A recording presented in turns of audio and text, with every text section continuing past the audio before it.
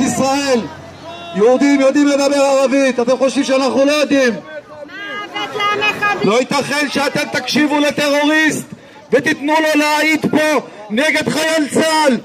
לא ייתכן. לא ייתכן שהוא יעמוד בבית משפט, בית משפט צבאי, ויבוא ויעיד נגד החייל שלנו. זה בושה, בושה לשלטון החוק. זה בושה לשלטון החוק. בוא תצא החוצה, בוא תצא החוצה מוחמד, בוא נראה אותך. אתה בארגון בצלם, אתה מקבל כסף כי אתה בוגד. אתה בוגד כמו מי שמעסיק אותך. אתם בוגדים בעם שלכם. אני לא מצפה מהערבי הזה שיעשה משהו לעם ישראל.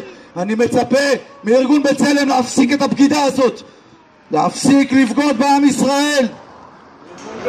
זה בושה מה שקורה פה. איפה הימין?